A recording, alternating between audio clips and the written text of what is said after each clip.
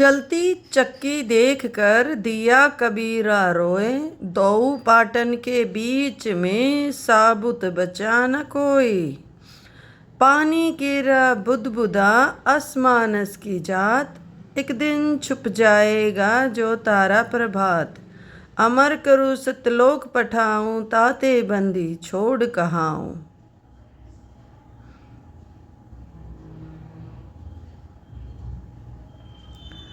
गरीब साहिब से सतगुरु भये, सतगुरु से भये संत। धर धर भेष विशाल अंग, खेले आदि और अंत।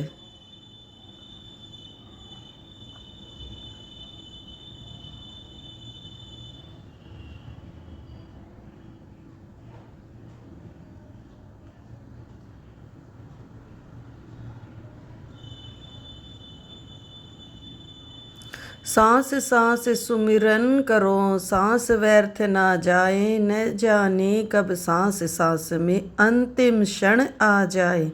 ऐसे ही संत रामपाल जी महाराज के सत्संग सुनने के लिए जुड़िए हमारे चैनल के। सत्संग जल से करी कसा, गुरु ज्ञान की बाढ़ लगाई। फल भक्ति का चाख लिया, जिसने गुरु ज्ञान की बाढ़ लगाई। फल भक्ति का चाख लिया, जिसने नाविनाशी नाप लिया। उन जाने अजपा जाप लिया, जिसने नाविनाशी का नाप लिया। उन जाने या मुश्किल चढ़ना 10वें दर पे, बंदी छोड़ पहुंचा दे सोन शिखर पे। मुश्किल चढ़ना 10वें, बंदी छोड़ पहुंचा दे सोन शिखर। वो हाथ अपना धर दे सिर पे, जिन मान गुरु को बाप लिया। उसके हाथ अपना धर दे सिर पे, जिसने मान गुरु को बाप लिया। जिसने नाप ना सीखा नाप लिया, उन जाने अजपा जाप लिया। जिसने नाप ना सीखा, उसने जाने अजपा। साहेब कबीर की शरण रहे, और हित चित सेवा भाव गह। साहेब शरण कबीर की शरण रहे, और हित चित सेवा भाव गह। संत राम देवानंदित न्यो कहे रामपाल। और इसमें झुककर जाएगा, ये ऐसे कर देगा तो मैं इसकी परिणाम मान लूंगा, और यो इसकी कमाई खराब ना होगी। तो भगवान मुकुट समेत ऐसे उसमें से झुक कर अर्नू निकल गया, और सामने वो लड़का खड़ा था। परली तरफ जाकर के भगवान ने कहा कि आजा आजा जी, तुझे स्वर्ग की घुमा फिरा कर लाऊं स्वर्ग में। जो बोला मैं खूब जानू, आप चलिए। वो तो आप सोचते हो मैं झुक कर न्यू आ जाऊंगा, फिर न्यू कहेगा देखा ना करवाया दी मैंने प्रणाम तेरे। सारी जानो मैं, वो सारी जाननिया हो गया सर्वज्ञ बन बैठा निकम्मा, अकल का चोर बन गया वकील। मैं ना हूं कति भी। भगवान ने कहा आजाजी लाजा, मेरी बात मान ले, बात बिगड़ जाएगी।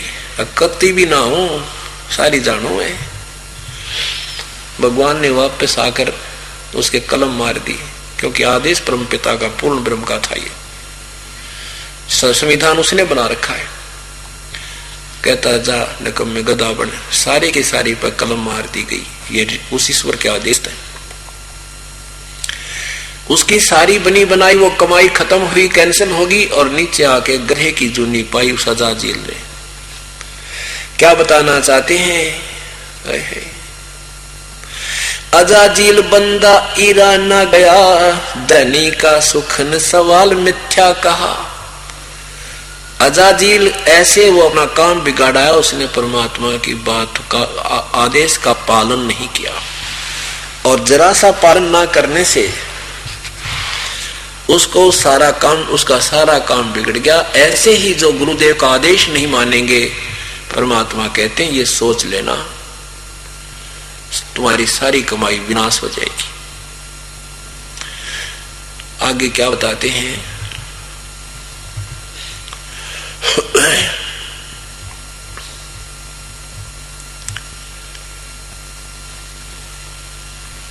जैसे मन तो पावेगा अपना किया रे, भोगेगा अपना किया रे। मन तू पावेगा अपना किया रे, भोगेगा अपना किया रे। राजा राम की कार उलंगी, गई सीता लंक मंजारे। राजा राम की कार उलंगी, गई सीता लंक मंजारे। 10 मस्तक रावण के काटे, विभीषण को राज दियो रे। मन तू पावेगा अपना किया रे, भोगेगा अपना किया रे। क्या बताते हैं कि आप मानते नहीं बालक हो, और संत के वचन का उल्लंघन करने से कितनी हानि होती है उसका दृष्टांत देते हैं, उदाहरण देते हैं कि जैसे वनवास था, भगवान राम को सीता जी और लक्ष्मण जी सारे दोनों साथ थे। वहां सीता जी ने सबने मिलकर एक छोटा सा बगीचा बना रखा था, उसमें फूल फाल ला लिए, झोपड़ी डाल रखी थी। रावण का मामा मारीच एक स्वर्ण मृग बनकर उस बाड़ी को, उस फुलवाड़ी को तोड़ने लगा। तो सीता ने कहा कि ये मृग मुझे लाकर दे दो, मुझे बहुत प्यारा लगता है। राम ने बहुत समझा कि मारीच जंगल में 100 प्रकार के जानवर आते हैं और क्या करेंगे यहाँ पर वो मानी नहीं, जिद कर दी। तो भगवान राम जब चलने लगे तो राम उसे लक्ष्मण से कहा, लक्ष्मण या तो तू आना नहीं मेरे पीछे, यहाँ जंगल का काम है, कोई भी घटना घट सकती है, अकेली सीता को छोड़ना नहीं। और यदि ये मजबूर कर दे, मैं लेट भी हो जाऊं तो एक ये मंत्र पढ़कर तू ऐसे चारों तरफ से उठिया के एक लाइन लगा देना और इसको कहना कि इसे बाहर नहीं आओ जब तक हम आए। ऐसा ही किया गया। पीछे से क्या हुआ कि रावण आ गया एक बाबा जी बनकर और उसने कहा, माई आटा डाल दो। सीता कहने लगी, आ जाओ महाराज जी, यहां झोपड़ी के निकट आकर ले जाओ। अब साधु रूप में जो ही रावण आगे को चला तो वो जो लाइन लगा रखी थी, वह कार दे रखी थी, उसके निकट जो ही रावण आया तो उसमें से इतनी भयंकर अग्नि निकली कि रावण 10 कदम पीछे भाग गया। और फिर कहता है कि माई तूने साधु को मरवाना था क्या, तुझे महापाप लगेगा, तुझे श्राप दे दूंगा। श्रापों से बहुत डरा करते, पहले ये संत साधु सांप कैसे होते हैं, पुछड़ी पापा टेकते, डंक मारा करते, सब डरते थे। अब सीता ने सोचा साधु है ये, तेरा क्या करेगा, कौन सा शेर थोड़ा ही है, तू जाके और लाइन पार करके डाला। इतना सोच के आटा लेकर लाइन तो बाहर गई थी और यहाँ से बाजू पकड़ ली और कंधे पर घेर के और चल पड़ा आकाश मार्ग पे, बिलखती रहेगी। अब देखो पुण्यात्मा, आपकी सोच और संत की सोच में बहुत अंतर होता है। अब राम ने जो कहा था तो सीता ने मानना चाहिए था, अपनी सोच से नहीं करना चाहिए था कि जरा सी लग गए, एक कदम तो लगेगा। वो एक कदम ही उसके लिए कितना भयंकर सिद्ध हो गया। 12 वर्ष तक रावण की कैद काट का आई, वहां खाना न पीना न, बुरा हाल, रो रो का बुरा हाल हो गया उसका। उधर राम रो रहा है, लक्ष्मण न्यारा रो रहा है, ना जाने कितने दुनिया के लाल वर्गे वहां उसको छुटवाने के लिए। तो यहाँ परमात्मा याद दिलाते हैं कि यदि तुम्हें परमात्मा पाना है, गुरु वचन निश्चय कर माने हैं, पूरे गुरु की सेवा ठाने। ये कोई बालका की कही वाणी नहीं है। इस उदाहरण दे रहे हैं के संत के वचन को टालने से तुम्हें इतना भयंकर परिणाम मिलेगा। आप अपनी सोच से कहते हो कि फर्क पड़ा, एक बीड़ी दपी है तेरा गजबी। थोड़ा सा भी मर्यादा भंग होते काल ऐसा झपटा देगा जैसे सीता को रावण ने दे दिया था। और पुण्यात्माओं, ये बहुत गहरे विचार की बातें हैं और इन पर अमल करोगे तभी हम आगे को चल पाएंगे। क्या बताते हैं कि कुछ हमें विकार छुटवाने से परमात्मा प्रेरित करते हैं कि किसी ना किसी तरह यूं ना तो यूं ना तो यूं, किसी ना किसी तरह तो ये अपने इन बुराइयां न छोड़ दो। ये सारी सत्य है, ये सत्य घटना घटेंगी। हमने जरा सी लापरवाही करी तो हमें बहुत इसका भयंकर परिणाम भोगना पड़ेगा।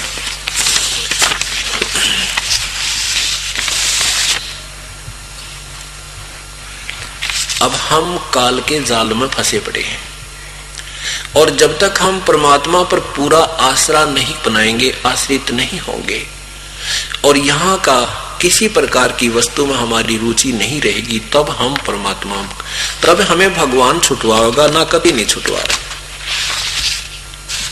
क्या बताते हैं कि जैसे सीता जी का अपहरण हो गया, उसकी तलाश खोज में इधर उधर घूम रहे थे। हनुमान जी आकाश मार्ग से उड़कर भगवान श्री राम का कंगन लेकर न वो अंगूठी लेकर के, श्री राम ने कहा था कि हनुमान जी ये अंगूठी देखकर वो पहचान लेगी मेरे को कि तू मेरा भेजा हुआ व्यक्ति है, नहीं तो तेरी शकल न देख कर वो डर जाएगी वह और बात भी नहीं करेगी तेरे तक। और उसकी कोई पहचान लाना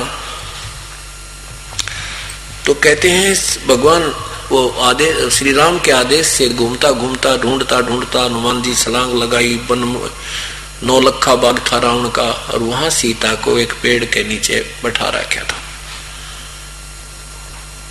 अब ज्यों ही उसने छोटा रूप बनाया, छोटे से बंदर का रूप बनाया हनुमान जी ने। एक सिद्धि होती है, पहले सिद्धि बहुत होती थी, क्यों सतयुग से साधना करते हुए आ रही थी पुण्यात्मा, फिर उनमें तब तक कमाई रह रही थी वह, तो वो छोटा बंदर का रूप बना के वृक्ष के ऊपर बैठ गया और ये गतिविधि देखने लगा कि ये कैसे रहती है, यहाँ के लोग कैसा व्यवहार करते हैं माँ के साथ। तो उसने सारी गतिविधि देखी और सीता की हालत देखी, बैठी है, कभी रो रही है, कभी आंखें फाड़ कर देख रही है, कभी ईश्वर को याद कर रही है। कुछ देर में ऊपर से हनुमान जी ने भगवान श्री राम की अंगूठी जो लेकर गया था वह डाल दी। सीता ने वह अंगूठी पहचाने, ऊपर देखा तो एक बंदर बैठा है, बहुत रो पड़ी, बोली बंचर ये कहां से ले आया तो अंगूठी, मेरा पति खा लिया किसी ने, ये तूने और संदेशा दे दिया, मेरा दुख बढ़ा दिया बहुत बुरी तरह।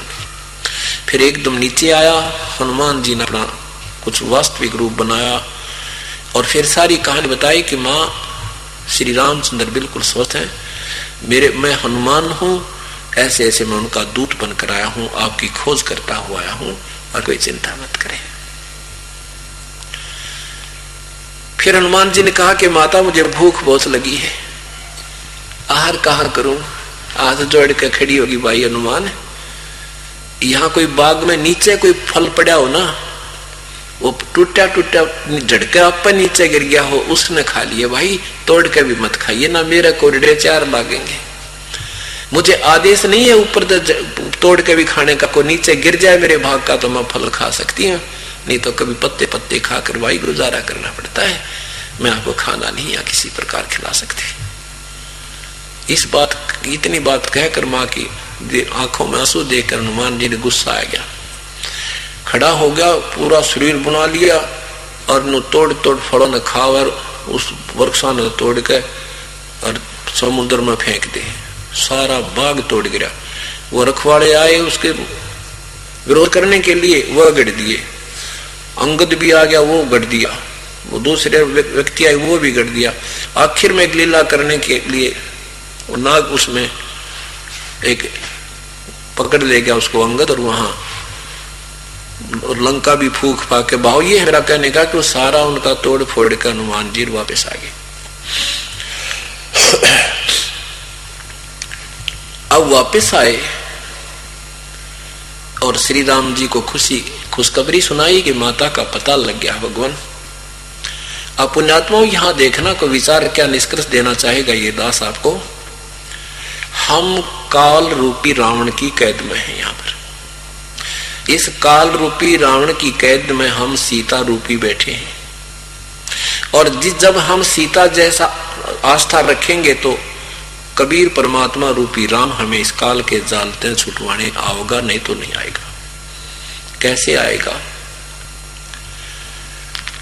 अब श्री राम ने हनुमान जी को एक तरफ बुलाया कि बेटा संत जी इधर आओ।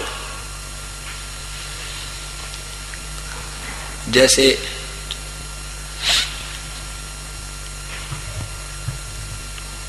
ये पुलिस वाले पूछा करते हैं CIDC करके, यानी उसी के मुंह से ये कहलवा लेते हैं घुमा फिरा कर, जैसे वकील लोग होते हैं तो उसी को कहा देते हैं, उसका दोष एक्सेप्ट करवा लेते हैं। ऐसे तरीके से हनुमान जी से प्रश्न उत्तर श्री राम ने किए। क्या पूछे?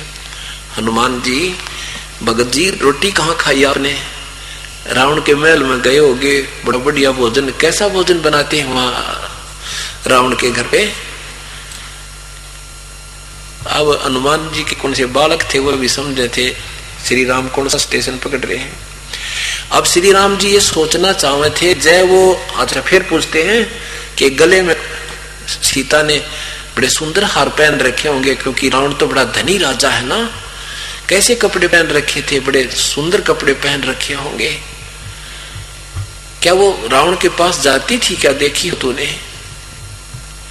अब वो देखना ये चाहते थे कि यदि सीता ने रावण को समर्पण कर दिया है और उसकी उसमें आस्था हो चुकी है तो हम उसको लेने नहीं जाएंगे, छुड़वाएंगे नहीं, क्यों दुनिया मरवाई।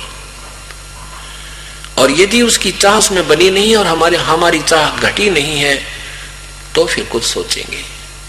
इस दृष्टिकोण से हनुमान जी से श्री राम वार्ता कर रहे हैं, हालचाल पूछ रहे हैं और हनुमान जी के उत्तर दे रहे हैं। आदरणीय गरीबदास साहिब जी की अमृतवाणी में कितना सुंदर चित्रण है। अरे वंचल क्या खबर कपिलाए।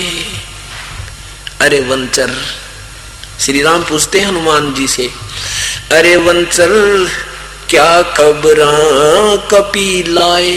कपि माने बंदर को कहते हैं कपि, के हे बंदर खानदान, कपि खानदान के क्या खबर लाया तू। अरे वंचल क्या खबर कपिलाए। कहो सीता की बात बता सब, क्या क्या भोजन पाए। अरे वंचर क्या खबर कपिलाए। कैसी प्रीत करी तुम सेती, कैसी प्रीत करी तुम सेती, व्यंजन कहाँ जमाए।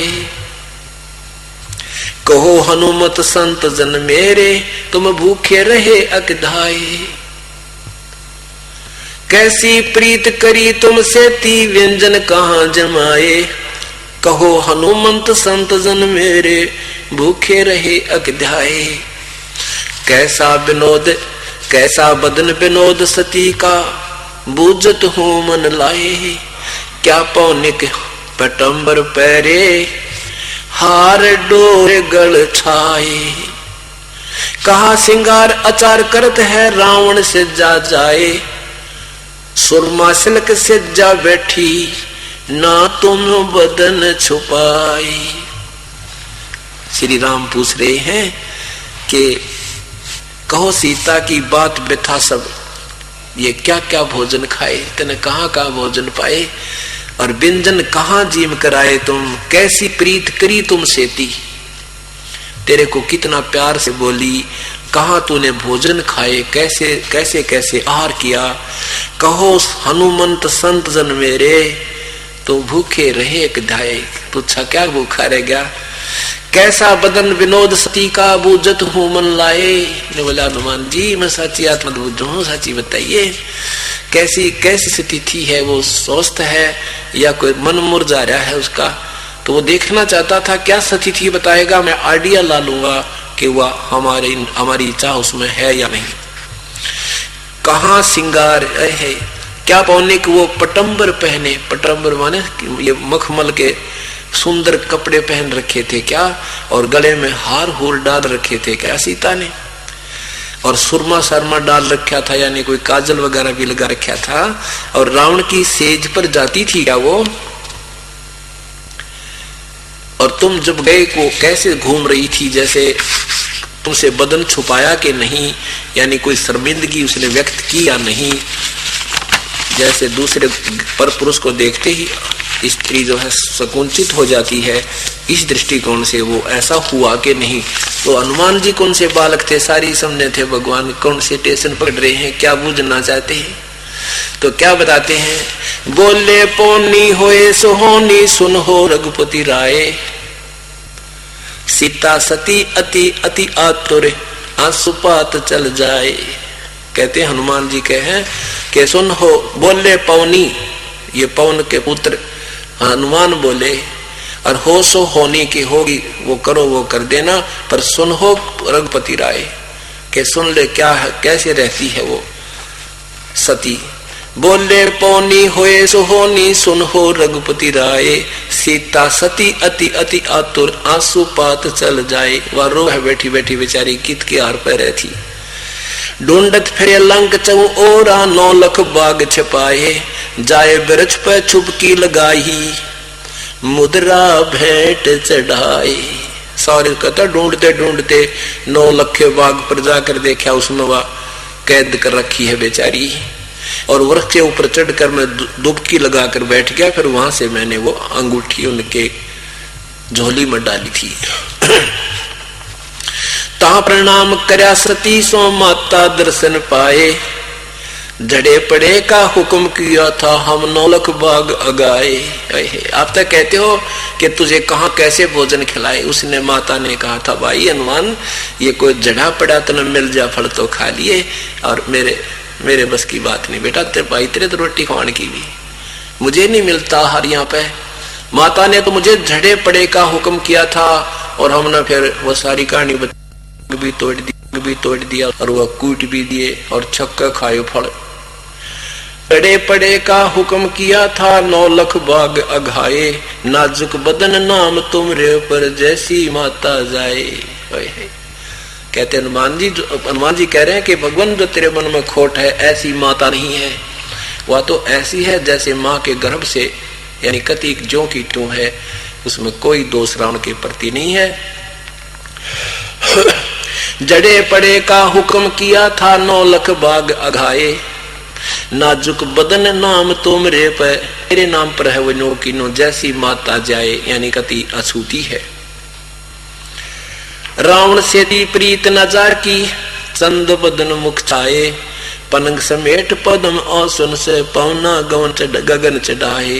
तेरे कुटी संजम जान तास का सूरज कमल उगाए, हार डोर नहीं पाठ पटंबर सीता मन मुरझाए। सीता वो ना को हार पहन रही थी, ना कोई सुंदर कपड़े पहन रही थी, वह तो मुरझाया मन से बैठी थी। हार डोर नहीं पाठ पटंबर सीता मन मुरझाए, अगर मालव मूर्त सूरत गरीब दास पद गाए। तो क्या अब श्री राम जी क्या देखना चाहते थे कि यदि उसने रावण के साथ दोस्ती कर ली है, वहां उसकी रच चुकी है, उड़े ठाठम ठाठ कर रही है, खेल फाग बसंत, तो फिर क्या फायदा उसको यहाँ दुनिया मरवाण की, फिर हम नहीं लाएंगे। वो फिर पति भरता नहीं रही, हमारी उसकी आस्था हमारे मन नहीं रही। तो यहाँ यही परमात्मा अब देखना चाहेगा कि हम यहाँ के इन कार कोठियां में और इन घुटी सूटियों में और इन्हीं में राजी हैं, तो परमात्मा हमें नहीं चाहेगा। हम सीता की तरह उस राम से दृष्टि नहीं हटाएंगे, और यहाँ भी हर हमारी लास्ट में ये दृष्टि आत्मा की स्थिति नहीं हो जाएगी। हे भगवान, यहाँ का तो हमें परमात्मा कहते इंद्र दा राज कागदा बिष्टा ना भोगा इंद्राणी नो सुखदेव पास हो रंबा आई, जैसे उसका ध्यान लगा निर्वाणी नु। इंद्र दा राज काग का बिस्टा, यहाँ का स्वर्ग के राजा का भी राज्य हमें दे तो भी हमें नहीं चाहिए।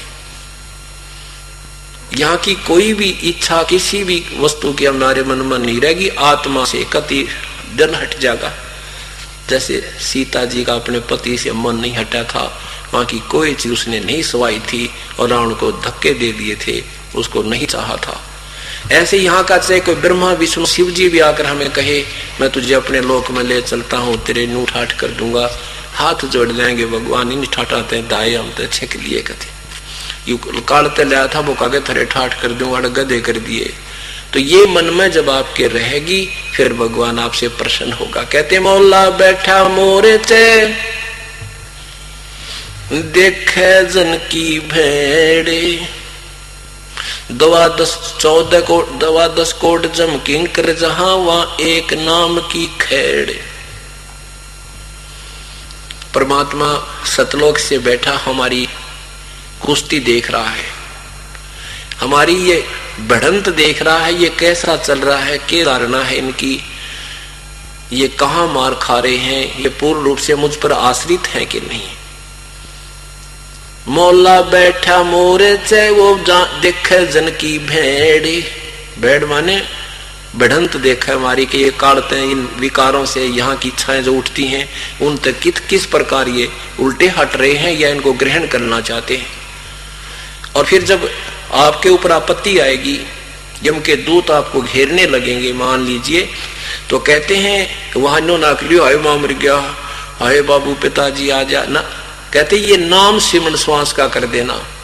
उस एक श्वास के सिमरण ते उनका ऐसी खैड़ लगेगी नो उथल पुथल होते जाएंगे, चलो किसी बलि दिखाई देते तुम्हें।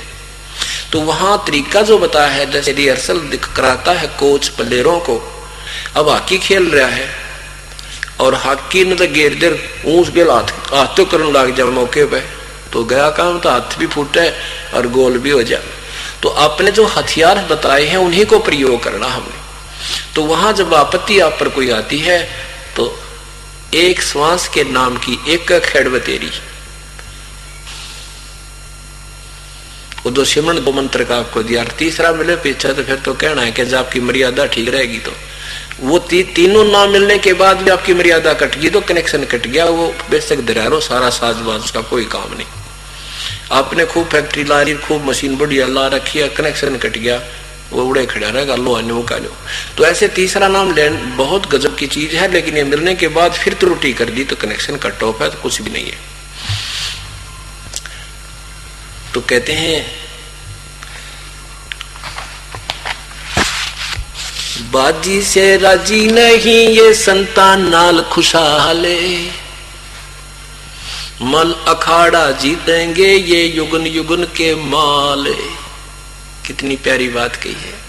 परमात्मा उससे प्रसन्न नहीं है जो संसारिक यहाँ की सुविधाओं की तरफ आसक्त होता है, यहाँ की लोक लाज को देखता है।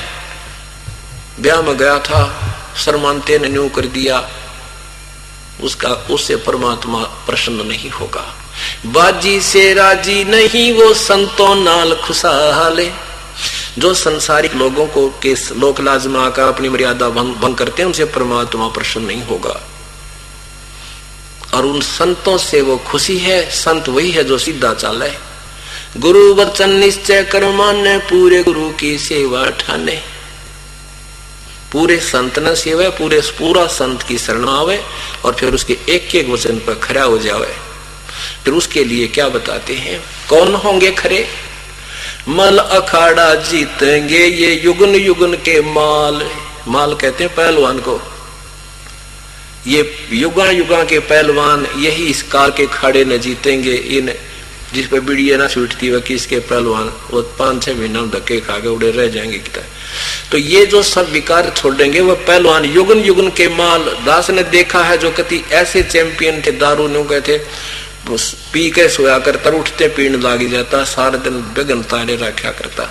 और जिस दिन से ये नाम लिया है उसी दिन से त्याग दिया है। वो माल था, वो पिछले संस्कार का, पिछले पुण्य कर्मों का धनी था, वो भगवान का पिछले जन्म का भी वो भक्त रहा था।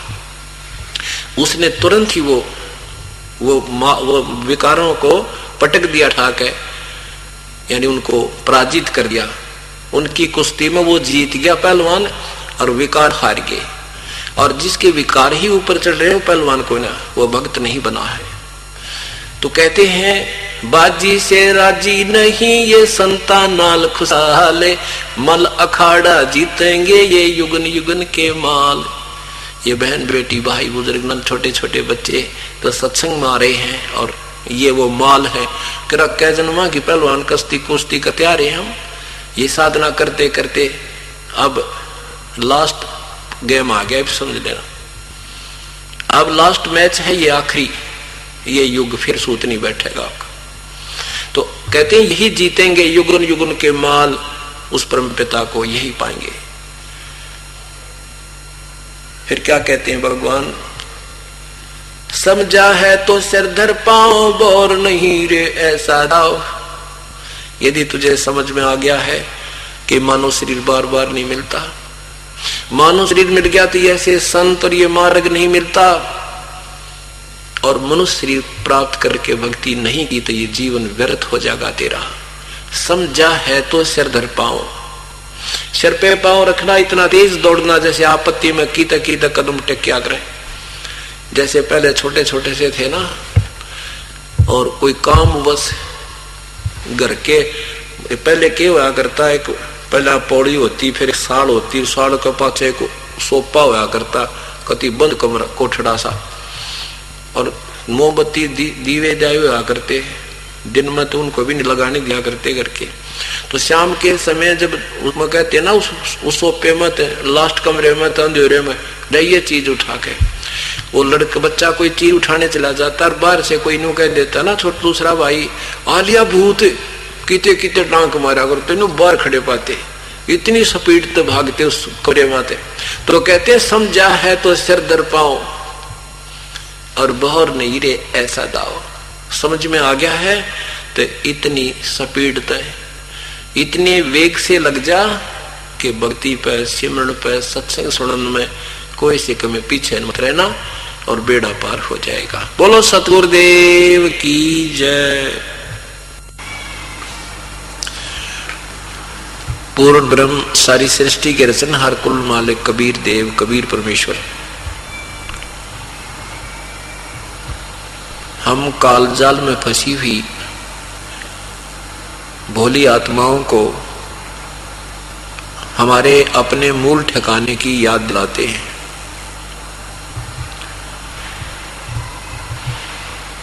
हमें बताते हैं कि जिस लोक में आप रह रहे हो ये तुम्हारा वास्तविक निवास स्थान नहीं है। आप सतलोक से आई हुई पुण्यात्मा हो। जिस स्थान से तुम आए हो वहां जन्म और मृत्यु नहीं होता, वहां कोई रोग कष्ट नहीं है, कोई मानसिक परेशानी किसी प्रकार की नहीं है। जहां से तुम आए हो उस स्थान से यहां आने के उपरांत तुम अपने मूल स्थान को भूल चुके हो। आज कोई भी व्यक्ति, चाहे वो 90 वर्ष का वृद्ध है, चाहे कोई रोगी है, भले ही किसी के दोनों पैर भी कटे हुए हैं, दोनों पैर भी कटे हैं और अन्य भी शारीरिक कष्ट भी हो, लेकिन मृत्यु नहीं चाहता, जीवन की आस ही करता है और उसके लिए अपनी पूरी समर्थता के आधार पर पैसे भी लगाकर अपना जीवन दान ही करवाने की चेष्टा करता है। ऐसा ये भी मालूम है कि यहां ना कोई रहा ना रहेगा, फिर भी हमें ये मृत्यु अच्छी नहीं लगती। क्यों नहीं लगती? क्योंकि हम ऐसे लोक से आए हैं जहां पर हमारी जन्म मृत्यु नहीं होती थी। इसलिए हमें एक बूंदी सी बात लगे है कि ये तो बहुत बुरा हो रहा है, मृत्यु नहीं होनी चाहिए। जैसा कि कल के सत्संग में आपने सुना था,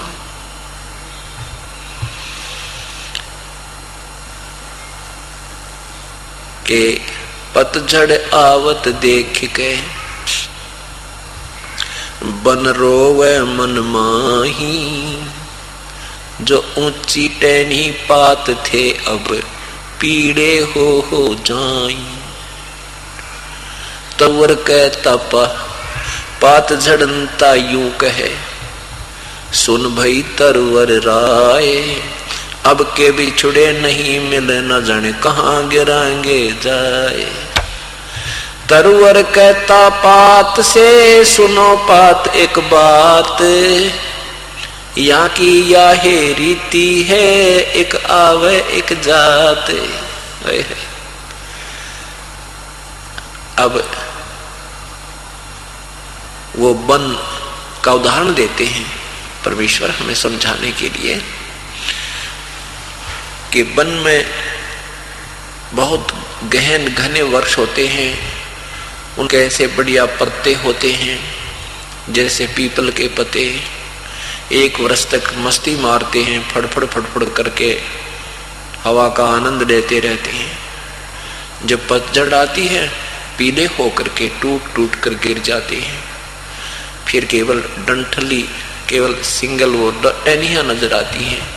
उस स्थिति को देखकर वन का उदाहरण देते हैं परमात्मा के वन रोता है मन में कि ये वो पत्ते कहाँ गए, कितने सुंदर लगा करते थे, ऐसे फड़फड़ फड़फड़ करके लहरा रहे थे,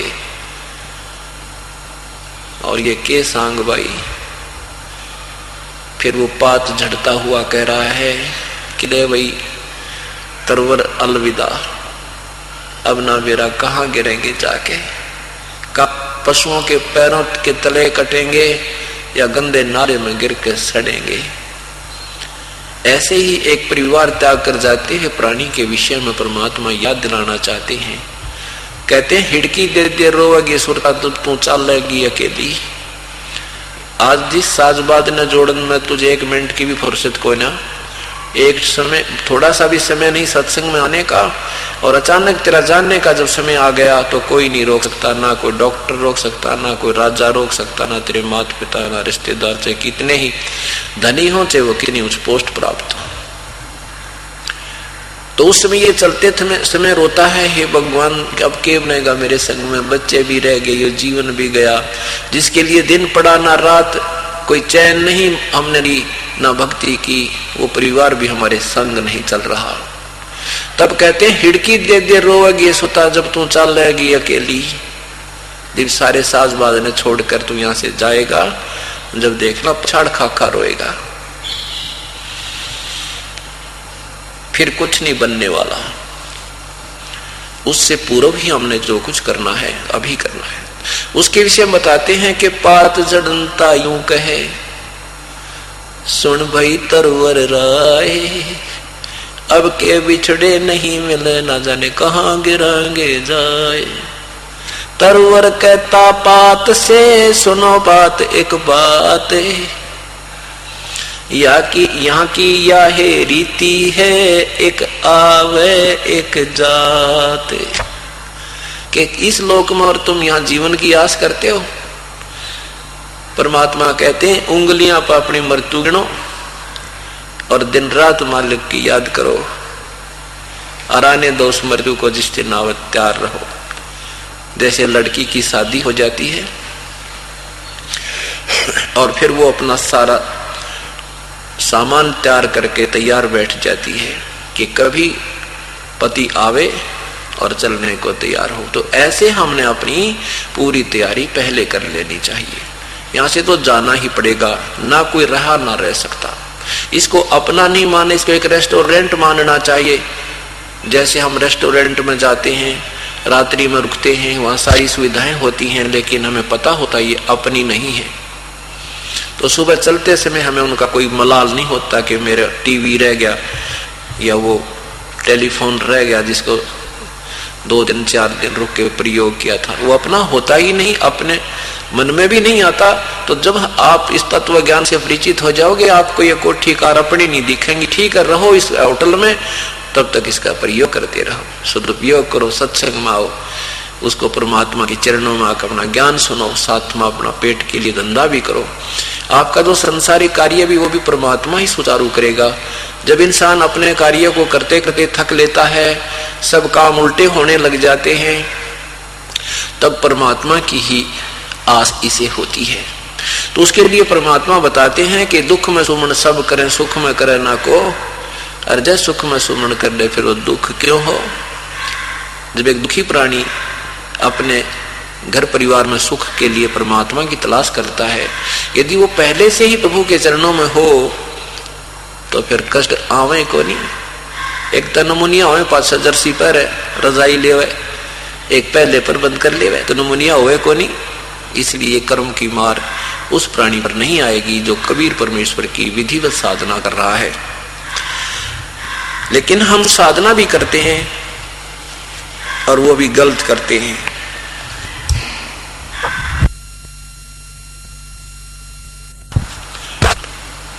तो क्या बताते हैं कि हम जहां जिस लोक में से आए हैं वहां कभी नहीं मरते थे, और वहां जाने के बाद ही ये जन्म मृत्यु का रोग कटेगा, नहीं तो यहां पर कोई भी सथाई नहीं है। पवित्र गीता जी अध्याय नंबर 4 के मंत्र नंबर 5 में स्वयं गीता ज्ञान दाता प्रभु कहता है कि अर्जुन, तेरे और मेरे बहुत जन्म हो, तू नहीं जानता मैं जानता हूं। पवित्र गीता जी अध्याय नंबर 2 के मंत्र नंबर 12 में कहा कि अर्जुन, ये राजा लोग जिनको देख करके तू अपना मोह ममता में फंस गया है, ये ना सोचे कि अभी हैं, ये पहले भी थे, मैं भी, तू भी, और ये सब राजा लोग भी, और ये सैनिक भी, और आगे भी होंगे। गीता जी अध्याय नंबर 2 के मंत्र 17 में कहा है कि वास्तव में अविनाशी तो उसी जान जिसको मारने में कोई समर्थ नहीं है, और जिस परमेश्वर से सारा ब्रह्मांड, सब सर्व ब्रह्मांड व्याप्त है, अर्थात जो सबको चला रहा है, सबका संचालक, कंट्रोलर है। उसी के विषय में संकेत दिया है कि 15वें अध्याय के 1 से लेकर 4 तक 16 और 17 में 16 और 17 मंत्र में तीनों परमात्माओं की न्यारी न्यारी व्याख्या दी है। ये क्षर पुरुष, ये ब्रह्म है गीता ज्ञान दाता, ये तो तुरंत ही नाशवान समझो। अक्षर पुरुष ये परब्रह्म है, इनकी सतिथि अक्षर माने अविनाशी होता है, अक्षर जिसका विनाश ना हो। अक्षर पुरुष इस परब्रह्म को इसलिए कहा है कि ये इस ब्रह्म से, गीता ज्ञान दाता परमात्मा से ज्यादा सथाई है, लेकिन है ये भी नाशवान। जैसे एक चीनी का कप होता है, मिट्टी का, सफेद चाय पीने का, और एक स्टील का। अब स्टील का जो कप है इसको तो परब्रह्म समझो, ये अक्षर पुरुष, और चीनी के दो कप को समझो क्षर पुरुष।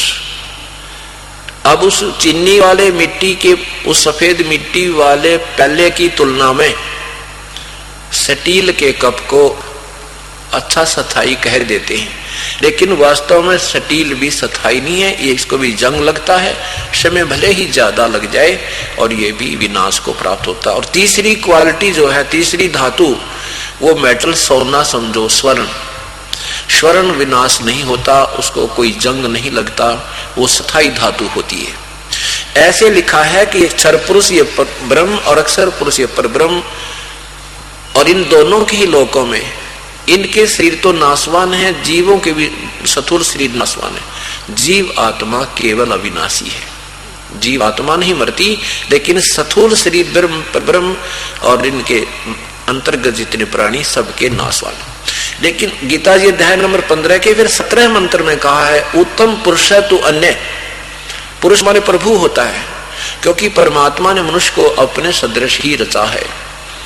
इसलिए परमात्मा का प्रथम नाम पुरुष, पुरुष मीन प्रभु, और सेकंड मानव के लिए भी पुरुष शब्द प्रयोग किया जाता है। उत्तम पुरुष है तू अन्य,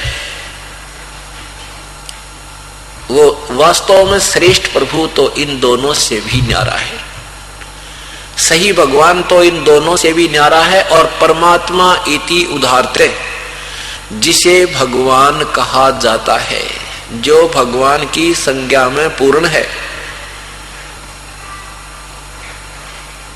और यही तीनों लोकों में प्रवेश करके सबका धारण पोषण करता है। अविनाशी परमात्मा अव्यय ईश्वर है, स्पेशल लिखा है अवय ईश्वर है।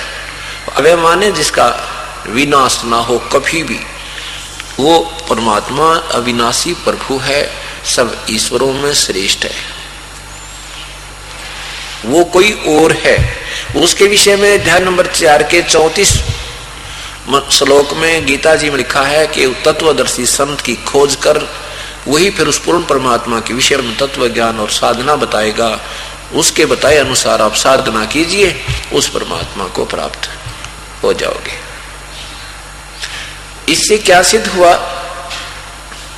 ब्रह्मा जी की आयु 100 वर्ष है और ब्रह्मा जी का एक दिन कितना होता है? 1008 चतुर्युग, इतनी ही रात्रि। 1000 चतुर्युग, हे भगवान, एक चतुर्युग की कितने वर्ष होते हैं? 43,20,000 चतुर्युग युग। एक चतुर्युग में 43,20,000 वर्ष होते हैं, हे भगवान। और ऐसे ऐसे 1008 चतुर्युग का एक ब्रह्मा जी का दिन और इतनी ही रात्रि। अब हिसाब लाने लगे तो इसका मेरे ख्याल में हिसाब खत्म हो गए।